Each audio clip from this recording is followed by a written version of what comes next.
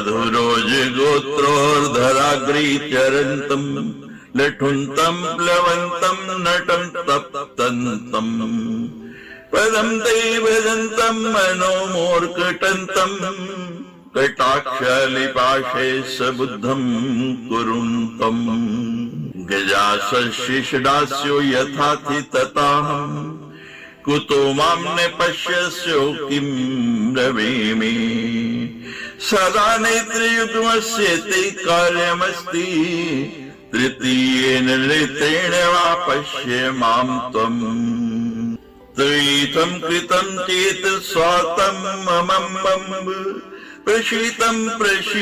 प्रशीतं किमासीत् इतो अन्यतिमास्ते यशस्ते कुतः स्यात् ममेदं मतं चापि सत्यं ब्रवीमि युदीन मुक्त्वापि त्वनतिशीतं तच्छीलाद्रेमिषा जन्मते क्रियन्तं समालम्ब कालं वृथस्मि प्रपश्यामि ते यत्स्वरूपं कदाहम् सर्वसर्गस्थितवान् सहेतु त्वमेवासि सत्यं त्वमेवासि नित्यं तदन्येषु देवेषु नित्यत्वमुक्तं तदन्विद्यासक्तचित्तोऽहम् इति श्रीमद् कामाचार्य रचित अम्बा भुजंग स्तोत्र पंचरत्नम्। 21 अध्याय। सूत उवाच एतस्मिन्नन्तरे प्राप्तो विश्वामित्रो महातपा अंतकेन समय क्रुद्धो धनं स्वं याचितुं हृदा समालोक्य हरिश्चन्द्र पपात भुवि मूर्छिते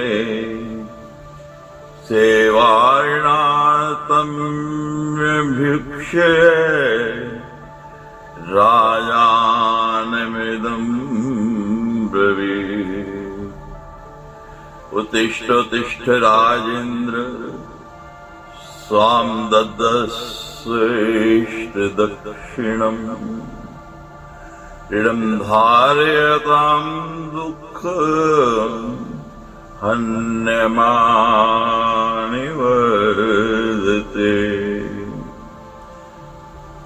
सूजी बोले, इतने में यमराज के समान क्रोधयुक्त महान तपस्वी विश्वामित्र मन में संकल्पित अपना दक्षिणा संबंधी धन मांगने के लिए वहां आ पहुंचा। उसे देखते ही हरिश्चंद्र जी मूर्छित होकर पृथ्वी पर गिर पड़े। विश्वामित्र ने जल के छींटे देकर राजा से यह वचन कहा, हे राजेंद्र, उठिए उठिए और अपनी अभीष्ट दक्षिणा दीजिए। ऋण धारण करने वालों का दुख दिन प्रतिदिन बढ़ता ही है। तत्पश्चात बर्फ तुल्य शीतल जल के छींटे से आप्यायित होकर राजा चेतना में आ गए, किंतु विश्वामित्र को देखते ही वे पुनः मूर्छित हो गए। इससे मुनि कुपित हो गए और राजा हरिश्चंद्र को आश्वासन देते हुए द्विजश्रेष्ठ विश्वामित्र कहने लगे। विश्वामित्रोवाच दीतां दक्षिणा सामे यदि धैर्यं वीक्ष्यसि सत्येनार्के प्रतिपति सत्ये तिष्ठति मेदिनी सत्ये प्रोक्ते परो धर्मे स्वर्गे सत्ये प्रतिष्ठति अश्वमेध सहस्रं तु सत्यं चैतुल्याधृतम् अश्वमेध सहस्राधि सत्यमेकं विशिष्यते अथवा किं ममैतेन प्रोक्तिनास्ति प्रयोजनम् मदीयां दक्षिणां राजन् दास्यति भवान् यदि अस्ताचल गते हर की शप्स्यामि त्वामतो ध्रुवम्। विश्वामित्र बोले, यदि आपको धैर्य अभीष्ट है तो मेरी यह दक्षिणा दे दीजिए। सत्य से सूर्य तपता है और सत्य पर ही पृथ्वी टिकी हुई है। परम धर्म को भी सत्य में ही स्थित कहा गया है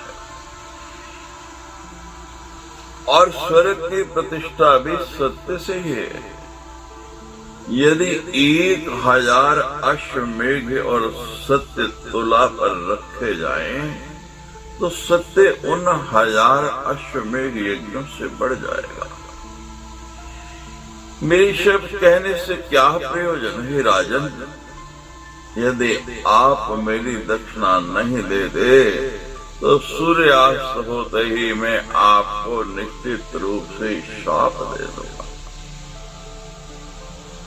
ऐसा कहकर विश्वामित्र चले गए। इधर राजा हरिश्चंद्र भय से व्याकुल हो उठे और निशंस मुनि के द्वारा पीड़ित निर्धन राजा दुखित होकर पृथ्वी पर बैठ गए। सूर्य बोले, इसी बीच एक वेद पारंगत विद्वान ब्राह्मण अनेक ब्राह्मणों के साथ अपने घर से बाहर निकले।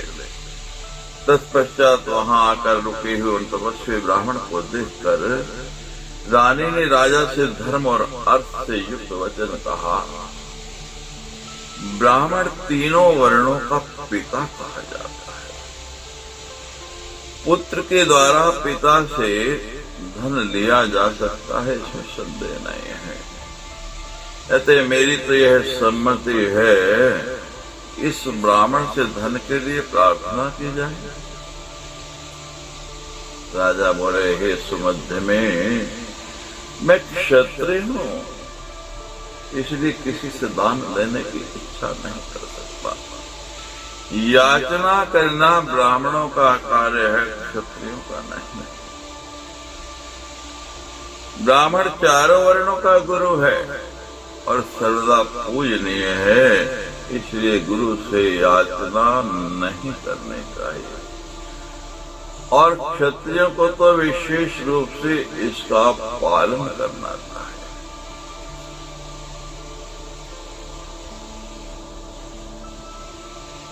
यज्ञ करना, अध्ययन करना, दान देना, शरण में आए हुए लोगों को अभय देना, शरणागत नाम अभयम् प्रजानाम प्रतिपालनम् न च अपीवं तु वक्तव्यम् देहिति कृपणं वचः। प्रजाओं का पालन करना यही कर्म क्षत्रियों के लिए विहित है। मुझे कुछ दीजिए, ऐसा दीन वचन क्षत्रिय को नहीं बोलना चाहिए। हे देवी, देता हूं, ऐसा वचन मेरे हृदय में सदा विराजमान रहता है। अतः मैं कहीं से भी धन अर्जित करके उस ब्राह्मण को दूंगा। पत्न्युवाच काले संविष्करे परिभव सम्मानमान दे काले काले करोति पुरुषं दातारं याचितारं च। पत्नी ने कहा, काल के प्रभाव से सम और विषम परिस्थितियां आया ही करती हैं। काल ही मनुष्य को सम्मान तथा अपमान प्रदान करता है। यह काल ही मनुष्य को दाता तथा याचक बना देता है। एक विद्वान शक्तिशाली तथा कुपित ब्राह्मण ने राजा को सुख तथा राज्य से च्युत कर दिया। काल की यह विचित्र गति तो देखिए। राजोवाच अशिना तीक्ष्ण धारेण वरम जीवादिधा पिता नेतु मानं परित्यज्य देहि देहेति भाषितम्।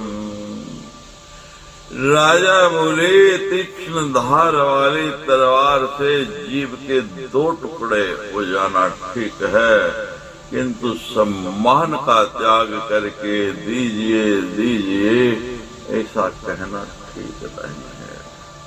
ये महाभाग मैं क्षत्रिय हूँ, अतः किसी से कुछ भी मांग नहीं सकता। अपितु अपने बाहुबल से अर्जित धन का नित्य दान करता हूँ।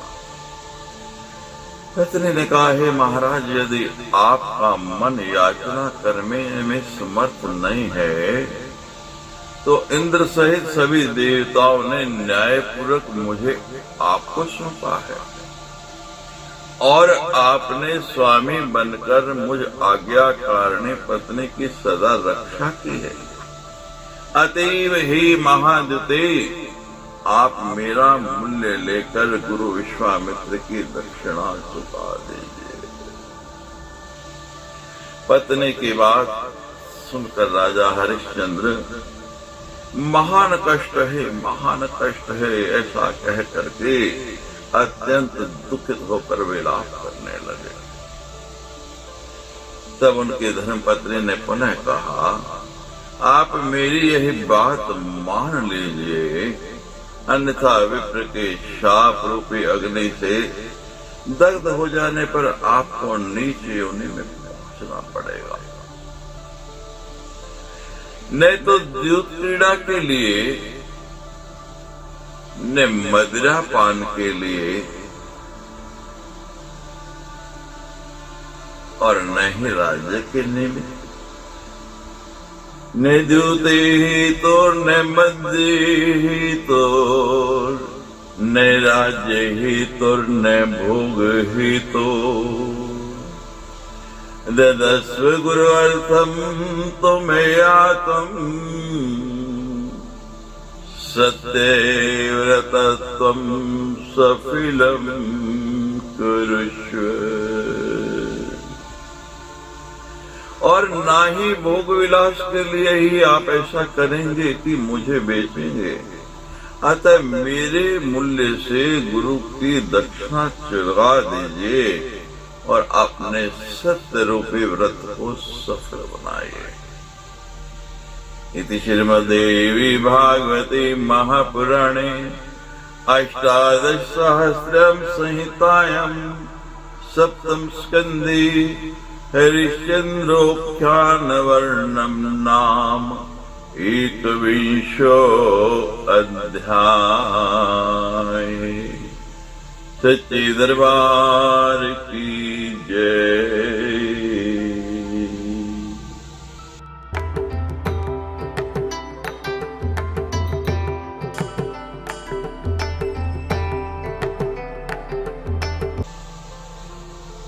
द्वादशो अध्याय। व्यासवाच चेतयानुद्यमानस्तु राजा पत्न्या पुनः पुनः प्राह भद्रे करोमीश विक्रम ते सुनिर्घृणे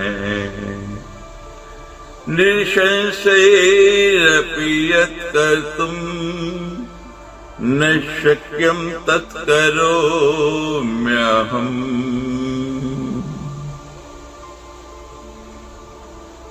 यदिति भ्राजति वाणी वक्तुमेन्द्रिक्सु निष्ठुरम्। व्यास जी बोले, हे राजन, अपनी धर्म पत्नी के द्वारा बार बार प्रेरित किए जाने पर राजा हरिश्चंद्र ने कहा, हे भद्रे, मैं अत्यंत निष्ठुर होकर तुम्हारे विक्रय की बात स्वीकार करता हूँ।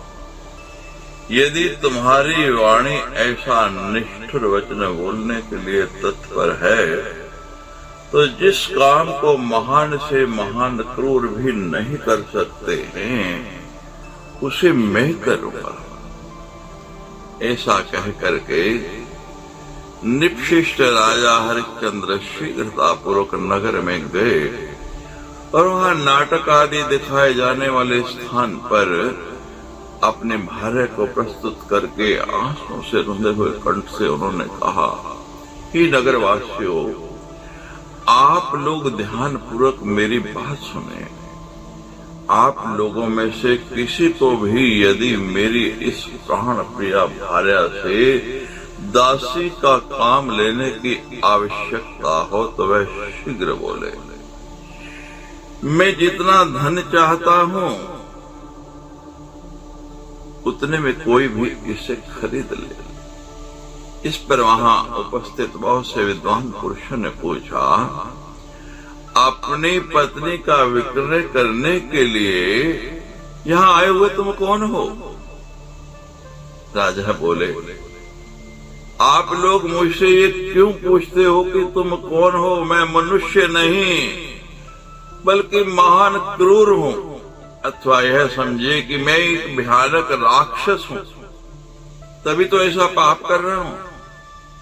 व्यास जी बोले, उस शब्द को सुनकर विश्वामित्र एक वृद्ध ब्राह्मण का रूप धारण करके राजा हरिश्चंद्र के सामने अचानक आ गए और बोले, मैं धन देकर इस दासी को खरीदने के लिए तत्पर हूँ, अतः आप इसे मुझे दे दीजिए। मेरे पास बहुत धन है, मेरी पत्नी बहुत ही सुकुमार है, इसलिए वह गृह कार्य नहीं कर पाते, अतः इसे आप मुझे दे दीजिए। मैं इस दासी को स्वीकार तो कर लूंगा, किंतु मुझे इसके बदले आपको धन कितना देना होगा। ब्राह्मण के इस प्रकार कहने पर राजा हरिश्चंद्र का हृदय दुख से विदीर्ण हो गया और वे कुछ भी नहीं बोले। विप्र ने कहा, आपकी भार्या के कर्म, आयु, रूप और स्वभाव के अनुसार मैं ये धन दे रहा हूँ, इसे स्वीकार कीजिए और स्त्री मुझे सौंप दीजिए। धर्म शास्त्रों में स्त्री तथा पुरुष का जो मूल्य निर्दिष्ट है वे इस प्रकार है, दातृष लक्षणों पीता दक्षाशीली गुणान्विता कोटि मूल्यम सुवर्णस्य स्त्रिये पुंसे तथार्बुदम्।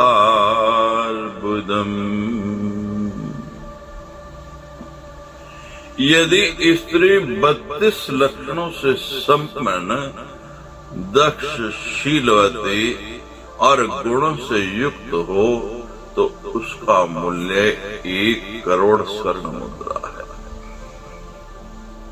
और उसी प्रकार के पुरुष का मूल्य 10 करोड़ स्वर्ण मुद्रा होता है। इस ब्राह्मण की ये बात सुनकर राजा हरिश्चंद्र महान दुख से व्याकुल हो उठे और उनसे कुछ भी नहीं कहा। तत्पश्चात ब्राह्मण ने राजा के सामने ही वलकल के ऊपर धन रख करके रानी के बालों को पकड़ करके उन्हें खींचना प्रारंभ कर दिया। राज्योवाच मुंच मुंचारे माम सद्यो यावत् पश्याम्यहं सुतं दुर्लभं दर्शनं विप्रे पुनरस्य भविष्यति।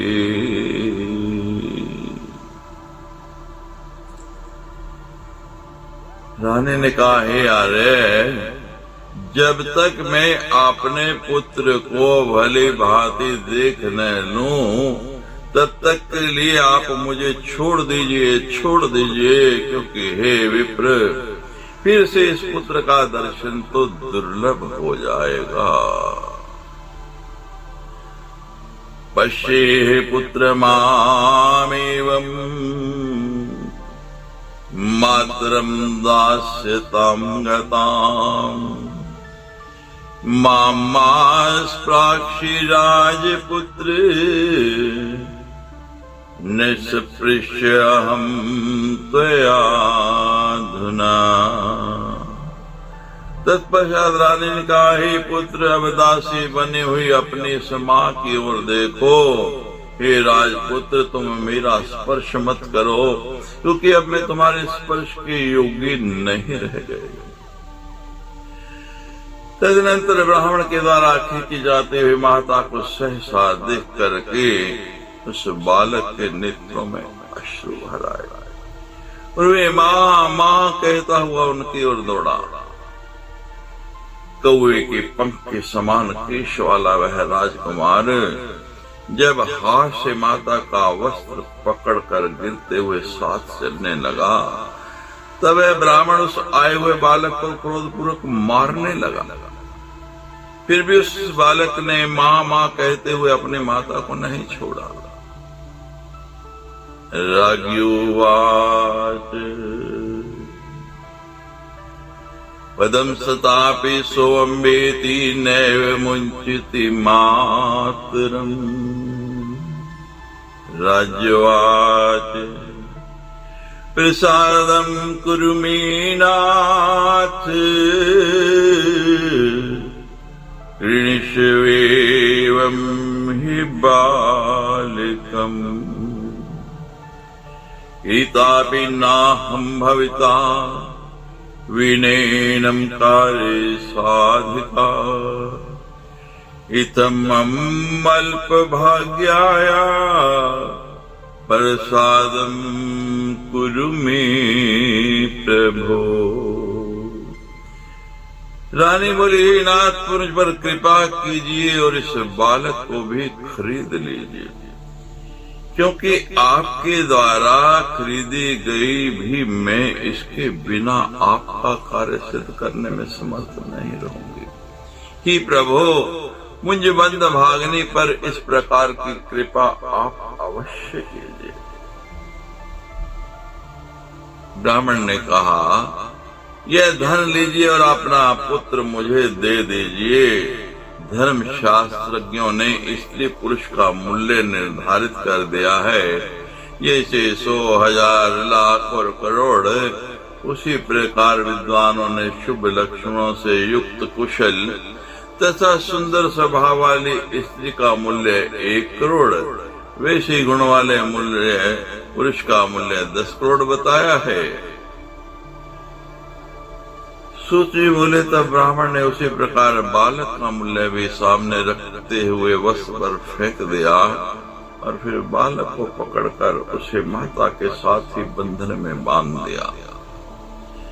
इसके बाद वह ब्राह्मण उन्हें साथ लेकर हर्षपूर्वक शीघ्र ही अपने घर की ओर चल दिया।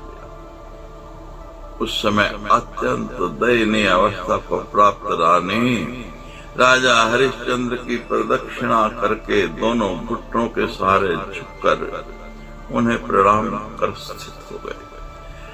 प्रदक्षिणां सा कृत्वा जानुभ्यां प्रणता स्थिता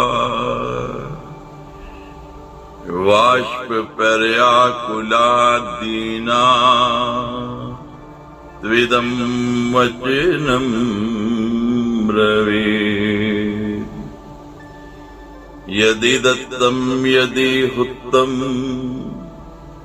ब्राह्मणेतर्पिता यदि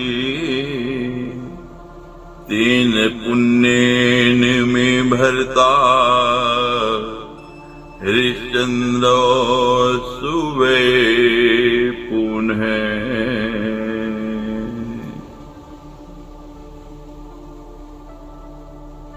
नेत्रों में आंसू भर कर वह दीन वचन बोले, यदि मैंने दान दिया हो, हवन किया हो तथा ब्राह्मणों को संतुष्ट किया हो, तो उस पुण्य के प्रभाव से राजा हरिश्चंद्र पुनः मुझे पति के रूप में प्राप्त हो जाएगा।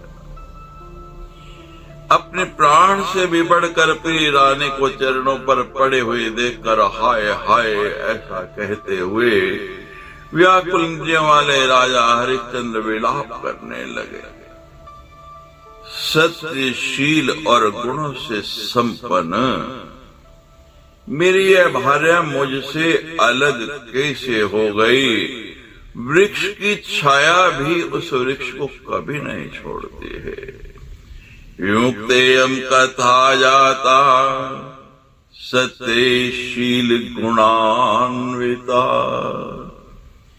वृक्ष छायापि वृक्षम तम न जहाति कदाचन।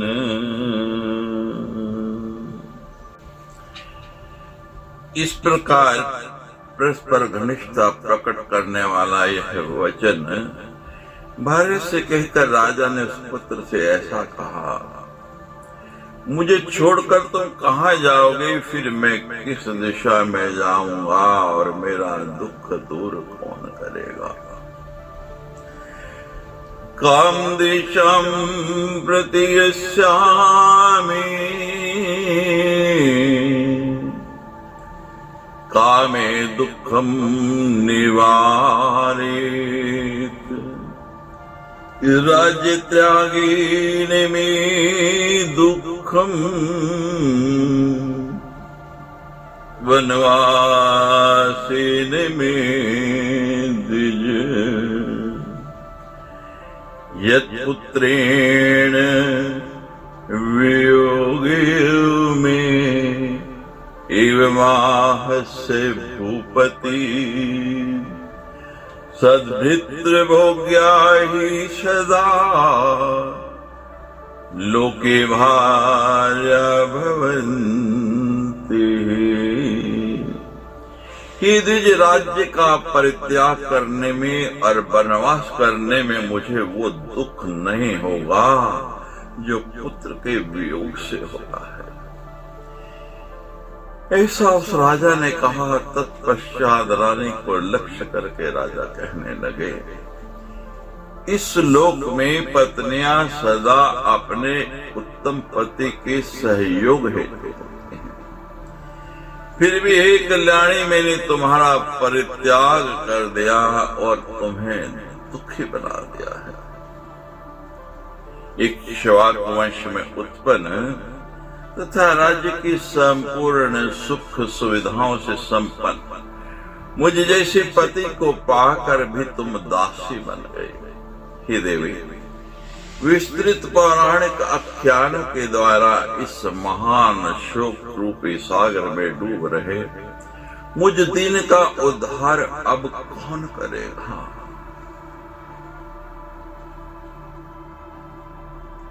सूत जी बोले, तदनंतर राज ऋषि हरिश्चंद्र के सामने ही कोड़े से निष्ठुरता पूर्वक पीटते हुए वह विप्रश्रेष्ठ उन्हें ले जाने का प्रयत्न करने लगा।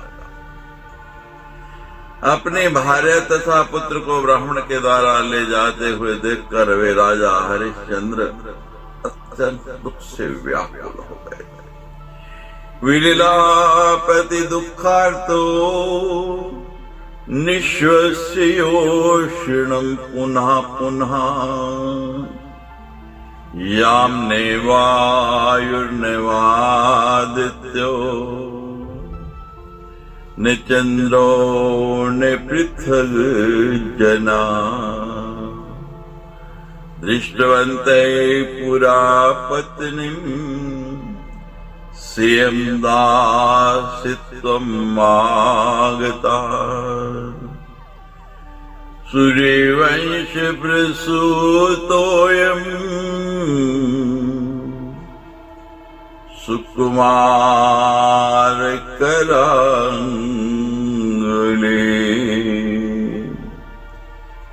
संप्राप्तो विक्रयं वालो धिंगमामस्तु सुदुर्मतिम् हा प्रिय हा शिशो वत्स ममान आर्यस्य दुर्नय। बार बार लंबी लंबी सांसें लेकर के विलाप करने लगे। अब तक जिसे वायु, सूर्य, चंद्रमा तथा पृथ्वी के लोग भी देख नहीं सके थे, वो मेरी भार्या आज दासी बन गई। हाथों की कोमल उंगलियों वाला यह बालक जो सूर्यवंश में उत्पन्न है आज बिक गया। मुझ दुर्बुद्धि को धिक्कार है। हा प्रिय, हा बालक, हा वत्स, इस अधम की दुर्नीति के कारण ही तुम सब इस देवाधीन दशा को प्राप्त हुए हो। फिर भी मेरी मृत्यु नहीं हुई, अतः मुझे धिक्कार है। व्यास जी बोले,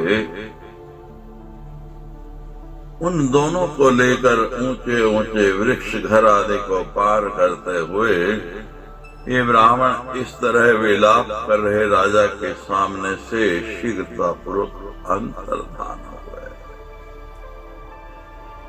इसी समय महान तपस्वी मुनिश्रेष्ठ विश्वामित्र अपने शिष्य के साथ वहां आ पहुंचे। उस समय वे कौशलेंद्र अत्यंत निष्ठुर तथा क्रूर दृष्टिगत हो रहे थे। संशिष्य कौशिकीन्द्र सुनिष्ठुर क्रूर दर्शने विश्वामित्र उवाच सात्वयुक्ता पुरा राजन् राजसूयस्य दक्षिणा।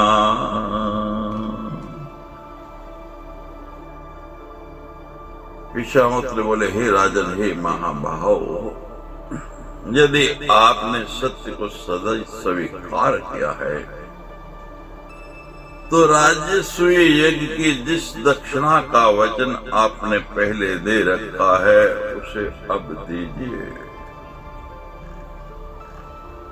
हरिश्चंद्र बोले, हे राज ऋषि, मैं आपको प्रणाम करता हूं।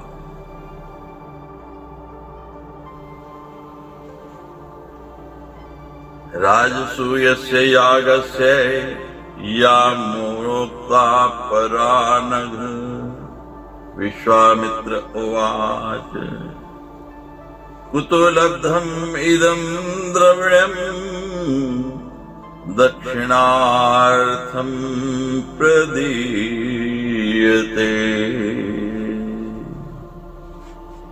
ईतदा चक्षुराजेन्द्र यथा द्रव्यं त्वयार्जितं। राजोवाच किमनेन महाभाग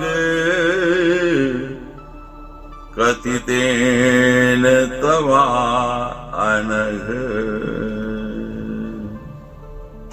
हरिश्चंद्र बोले, हे राज ऋषि,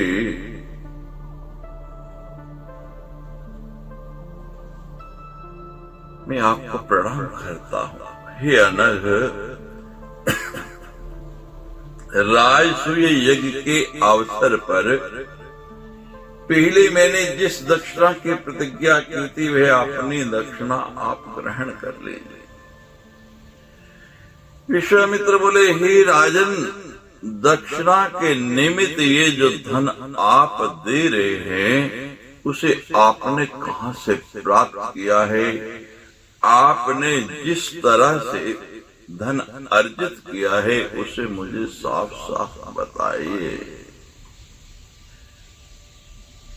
राजा बोले, हे महाभाग, हे अनग, अब ये सब बताने का क्या प्रयोजन है? शोकस्तु वर्धते विप्र श्रुतेनाएन सूरत। ऋष्यवाच अशस्तं नैव गृह्णामि शस्त्रमेव प्रयच्छ मे। द्रव्यस्य आगमन् राजन् कथ्यस्व तथा तथम। राजोवाच मया देवी तु सा भार्या विक्रीता कोटि सम्मते। निष्क्य पुत्रो रोहिताख्यो विक्रीतोर्बुध संख्या। विप्रेत एक दशा कोटे तम सुवर्णस्य गृहाण में।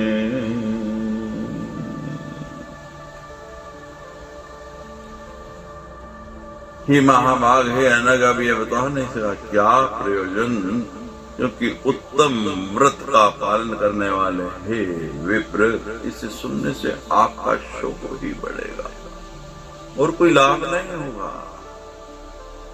राजा बोले, हे महाभाग, ये धन कैसे आया है, इसको छोड़िए। ऋषि बोले, हे राजन, मैं दूषित धन कदापि ग्रहण नहीं करता हूं। मुझे पवित्र धन चाहिए, और जिस उपाय से भी आपने यह द्रव्य प्राप्त किया है, ये धन आपको कहां से मिला है, कैसे मिला है, वो मुझे बताइए। जब आप मुझे यथार्थ रूप से इसके आने का साधन बताएंगे, तभी मैं इस धन को ग्रहण करूंगा। राजा बोले, हे विप्र, मैंने अपनी उस साध्वी भार्या को 1 करोड़ स्वर्ण मुद्रा में और अपने रोहित नामक पुत्र को 10 करोड़ स्वर्ण मुद्रा में बेच दिया है। हे विप्र, इस प्रकार मेरे पास एकत्र इन 11 करोड़ स्वर्ण मुद्राओं को आप स्वीकार करें। सूची बोले, स्त्री और पुत्र को बेचने पर प्राप्त हुए धन को अल्प समझ करके विश्वामित्र ने क्रोधित होकर शोकग्रस्त राजा हरिश्चंद्र से कहा। ऋषिर उवाच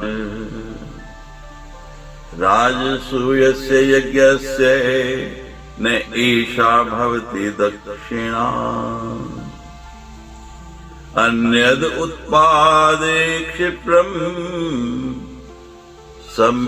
संपूर्णायेन सा भवे।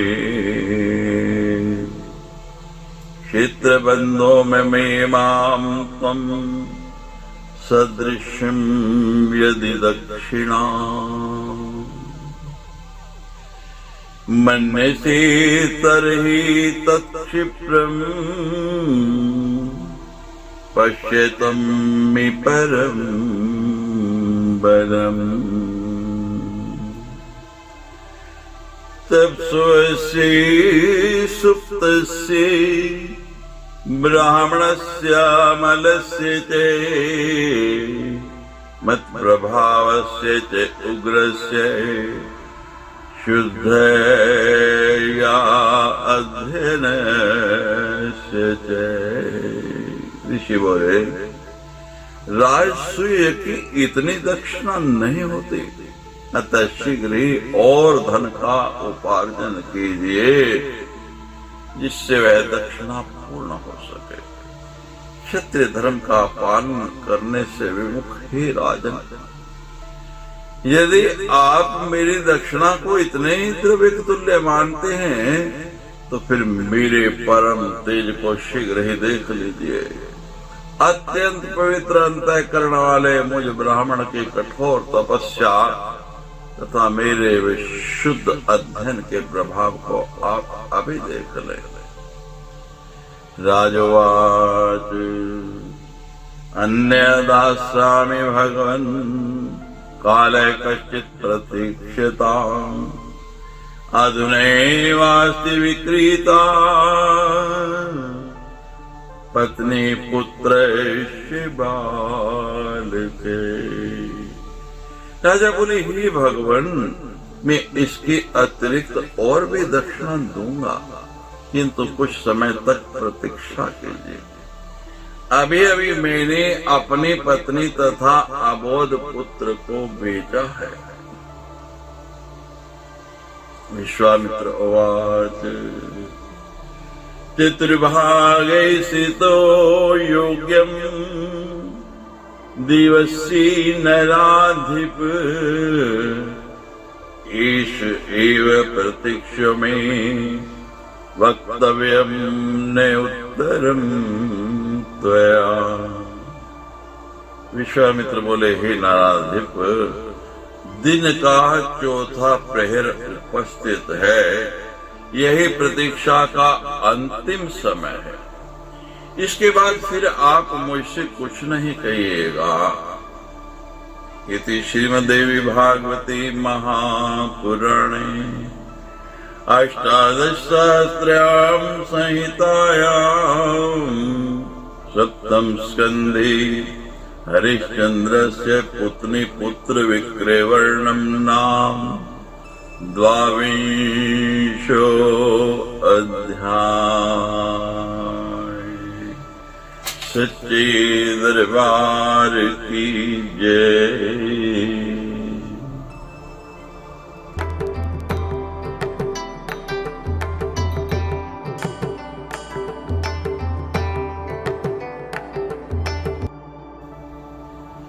त्रयोविंशो अध्याय। व्यास उवाच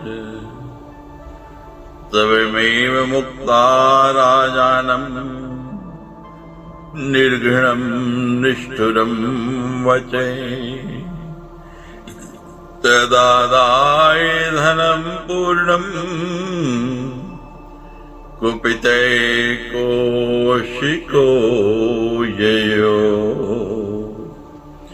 व्यास जी बोले, राजा हरिश्चंद्र से इस प्रकार का दयाहीन एवं निष्ठुर वचन कहकर और वहां वह संपूर्ण धन लेकर कुपित विश्वामित्र वहां से चले गए। विश्वामित्र के चले जाने पर राजा शोक संतप्त हो उठे।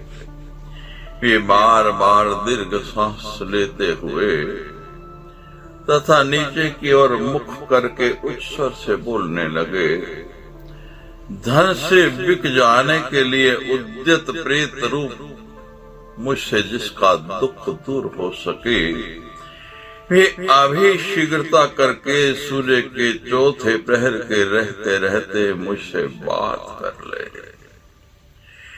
यथाजगम त्वरितो धर्मश्चंडाल रूप धृक दुर्गंधो विकृतो रस्के शमशुलो दंतरो घृणी कृष्णो लंबोदरे स्निग्धे करालय पुरुषार्ध में हस्त जर्जर यष्टिष्टे शबमाल अलंकृत। इतने में शीघ्र ही वहां चंडाल का रूप धारण करके धर्मदेवा पहुंचे। उस चंडाल के शरीर से दुर्गंध आ रहे थे। उसका वक्ष भयानक था, उसकी विशाल दाढ़ी थी, उसके दांत बड़े बड़े थे और वह बड़ा निर्दयी लग रहा था। उस नराधम तथा वह उस चंडाल के शरीर का वर्ण काला था, उसका उदर लंबा था, वह बहुत मोटा था। उसने अपने हाथ में एक जर्जर लाठी ले रखी थी और वह स्वरों की मालाओं से अलंकृत था। चंडाल उवाच अहम गृह्णामि दासत्वे भूत्यार्थासु महानमम् क्षिप्रमा चक्षुमूल्यम् किमे दत्ते संप्रदीयते। चंडाल बोला, मैं तुम्हें दास के रूप में रखना चाहता हूँ क्योंकि मुझे सेवक की अत्यंत आवश्यकता है। शीघ्र बताओ कि इसके लिए तुम्हें कितना मूल्य देना होगा। व्यास जी बोले, हे राजन, अत्यंत क्रूर दृष्टि वाले उस निष्ठुर तथा अविनीत चंडाल को इस प्रकार बोलते हुए देख करके महाराज हरिश्चंद्र ने ये पूछा, तुम कौन हो? चंडाल उवाच चंडालो अहमी ख्याते प्रविरीति निरपोत्तम शासने सर्वदा तिष्ठ मृत चैलापहार के। चंडाल बोला, हे राजेंद्र, मैं प्रवीर इस नाम से यहाँ पर एक विख्यात चंडाल हूँ। मृत व्यक्ति का वस्त्र ग्रहण करना यहाँ तुम्हारा कार्य होगा और तुम्हें सदा मेरी आज्ञा का पालन करना पड़ेगा। एवं मुक्त तदा राजा वचनम चेदम ब्रवीत ब्राह्मण क्षत्रियो वापि गृहाणत्विति मतिर्मम उत्तमस्योत्तमो धर्मो मध्यमस्येच मध्यमे अधम अस्य धर्मश्च एव इति प्राहुर्मुनीषिणे। चंडाल के ऐसा कहने पर राजा ने यह वचन कहा, मेरा तो ऐसा विचार है कि ब्राह्मण या क्षत्रिय कोई भी मुझे ग्रहण कर ले, क्योंकि उत्तम पुरुष के साथ उत्तम का, मध्यम के साथ मध्यम का और अधम के साथ अधम का धर्म स्थित रहता है, ऐसा विद्वानों ने कहा है। चंडाल बोला, हे धर्मनिष्ठ, हे नृपश्रेष्ठ, हे राजन, आपने इस समय मेरे समक्ष जो धर्म का स्वरूप व्यक्त किया है वे बिना सोचे समझे आपने कहा है। जो मनुष्य सम्यक सोच समझकर बोलता है वही अभीष्ट फल प्राप्त करता है, किंतु हे अनघ, आपने बिना विचार किए ही जो सामान्य बात है उसे कह दिया। यदि आप सत्य को प्रमाण मानते हैं तो आप मेरे द्वारा खरीदे जा चुके हैं, इसमें कोई संदेह नहीं है। हरिश्चंद्र वाच असत्यानरकी गच्छेत सद्य क्रूरे नराधमे। हरिश्चंद्र बोले, असत्य भाषण करने के कारण अधम मनुष्य शीघ्र ही भयानक नरक में जाता है।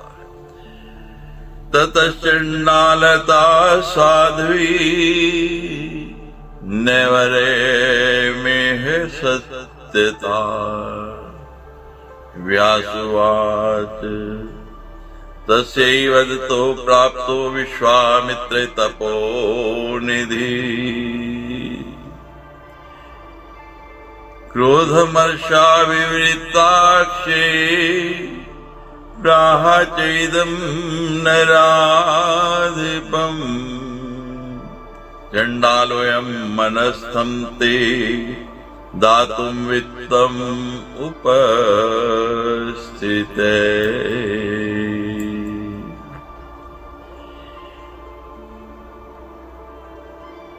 अतः मेरे लिए चंडाल बन जाना उचित है, किंतु असत्य का आश्रय लेना श्रेष्ठ नहीं है।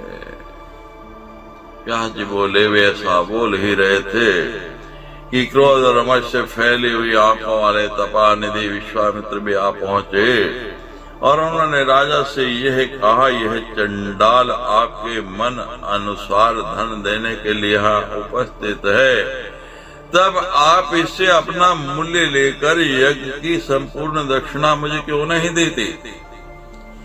राजा बोले, हे भगवान, हे कौशिक, मैं अपने को सूर्यवंश में उत्पन्न समझता हूँ, अतः मैं धन के लोभ में चंडाल के दासत्व को कैसे प्राप्त हो जाऊं। विश्वामित्र बोले, यदि आप स्वयं को चंडाल के हाथ में भेजकर उससे प्राप्त धन मुझे नहीं देते तो मैं निस्संदेह आपको शाप दे दूंगा। न प्रदस्यासि चेतर्हरि शप्स्यामि त्वां संशयम् चंडालाद अथवा विप्रादैः देहि मे दक्षिणाधनम् बिना चंडाल मधुना नान्य कश्चित् धन प्रदय धनेनाहं विना राजन् नयास्मि न संशये इदानीमेव मे वित्तम् न प्रदस्यापि चेन्न नृप दिने अर्धघटिका शेषे तत्त्वां शापग्निना देहि। चंडाल या रावण किसी से भी द्रव्य लेकर मेरी दक्षिणा दे दीजिए, फिर इस समय चंडाल के अतिरिक्त दूसरा कोई भी व्यक्ति आपको धन देने वाला है ही नहीं। और हे राजन, यह भी निश्चित है कि मैं धन लिए बिना यहाँ से जाऊंगा नहीं। ही नृप, यदि आप मेरा धन नहीं देंगे तो दिन के चौथे प्रहर में मात्र आधी घड़ी शेष रह जाने पर मैं शाप रूपी अग्नि से आपको भस्म कर दूंगा। व्यासुवाच हरिश्चन्द्र ततो राजा मृत्युवच्छ्रित जीविते प्रसीदेति वदन् पादो ऋषिर्जग्राह विवले। व्यास जी बोले, तब राजा हरिश्चंद्र ने जीवित रहते हुए भी मृतक के समान होकर आप प्रसन्न हो ऐसा कहते हुए विकलता पूर्वक ऋषि विश्वामित्र के पांव पकड़ ले। हरिश्चंद्र बोले, हे विप्रशे, मैं आपका दास हूँ, अत्यंत दुखी हूँ, दीन हूँ और विशेष रूप से आपका भक्त हूँ। चंडाल के संपर्क में रहना बड़ा ही कष्टप्रद है। इतने मुझ पर अनुग्रह कीजिए। अवशिष्ट धन चुकाने के लिए मैं आपके अधीन आपका सेवक बनूंगा। हे मुनिश्रेष्ठ, आपके मन की इच्छाओं के अनुसार कार्य करता हुआ मैं आपका सदा ही दास बन के रहूंगा। विश्वामित्र उवाच एवमस्तु महाराज ममैव भव किंकरे किंतु मद्वचनं कार्यं सर्वदैव नराधिप। विश्वामित्र बोले, ही महाराज ऐसा ही हो, आप मेरे ही दास हो जाइए, किंतु हे निराधिप ध्यान रखना, आपको सदा मेरे वचनों का पालन करना पड़ेगा। व्यासवाच एवं मुक्तोऽथ वचने राजा हर्ष समन्विते अमन्त्यन्त पुनर्जातम् आत्मानां प्राहकोशिकम् तवादेशं करिष्यामि सदैवाहं निसंशये आदेशे द्विजश्रेष्ठ किम करोमि तव अनघ। व्यास जी बोले, विश्वामित्र के इस प्रकार कहने पर राजा अत्यंत हर्षित हो उठे और उन्होंने इसे अपना पूर्व जन्म समझा। वे विश्वामित्र से कहने लगे, हे द्विज श्रेष्ठ, मैं सदा ही आपकी आज्ञा का पालन करूंगा, इसमें कोई संशय नहीं है। हे अनघ, आदेश दीजिए, मैं आपका कौन सा कार्य संपन्न करूं। विश्वामित्रवाच चंडालागच्छ मदासो वल्यं किं मे प्रयच्छसि गृहाणनाशं मूलेन मया दत्तं तवाधुना। विश्वामित्र बोले, हे चंडाल, इधर आओ, तुम मेरे इस दास का क्या मूल्य ले गए? मैं मूल्य लेकर इसी समय इसे तुम्हें दे दूंगा, तुम इसे स्वीकार कर लो, क्योंकि मुझे इस दास से कोई प्रयोजन नहीं है, मुझे तो केवल धन की आवश्यकता है। व्यास जी बोले, मन के इस प्रकार कहने पर चंडाल के मन में प्रसन्नता आ गई। विश्वामित्र के पास तत्काल आकर वह उनसे कहने लगा। चंडाल बोला, हे द्विजवर, प्रयाग के 10 योजन विस्तार वाले मंडल की भूमि को रत्नमय कराकर मैं आपको दे दूंगा। भूमि रत्नमयी कृत्वा दासेत्यहं द्विजोत्तमैः अस्य विक्रीडनमतिरिच्यै प्रहिता त्वया। इतनी भूमि है आपको दे दूंगा, इसके विक्रय से आपने मेरा वह महान कष्ट दूर कर दिया।